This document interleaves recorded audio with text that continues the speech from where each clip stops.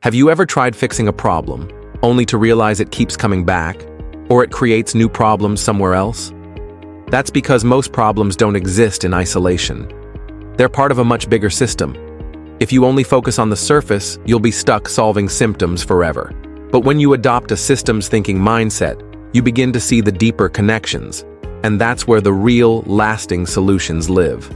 Today, let's explore how systems thinking can transform the way you solve problems. Here's a quick story. In the early 1900s, people in India tried to solve a snake problem in Delhi by offering a bounty for every dead cobra. At first, it worked. People brought in cobras and collected rewards. But then, people started breeding cobras just to kill them for the bounty. When the government ended the program, those breeders released their snakes, and the problem became worse than before.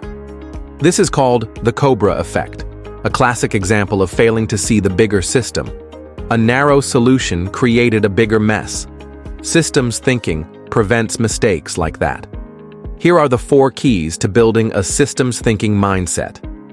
1. See the connections.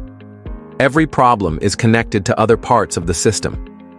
Example: if a company's sales are dropping, it may not just be the sales team. It could be marketing, product quality, customer service, or even pricing strategy. In life, poor sleep might not be just about bedtime.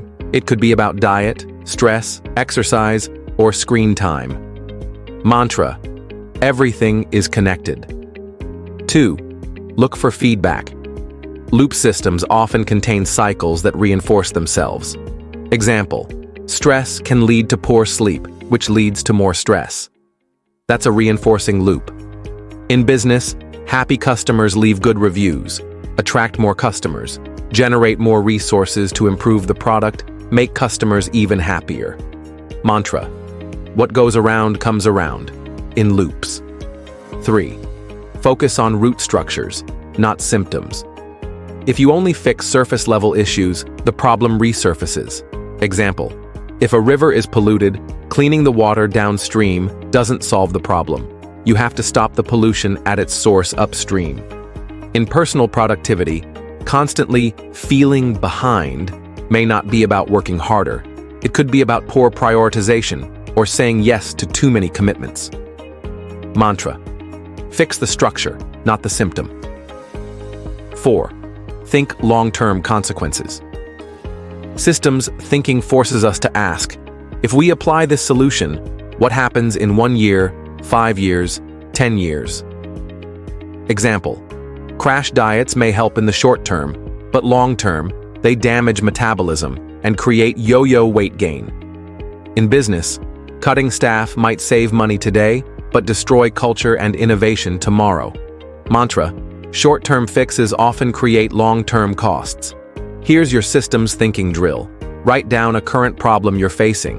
Ask, what other areas of life or work does this problem touch? Map the feedback loops. Does solving it here make it better or worse elsewhere? Identify the root structures, not just the surface pain. Ask, what happens if I apply my solution for 5 years straight?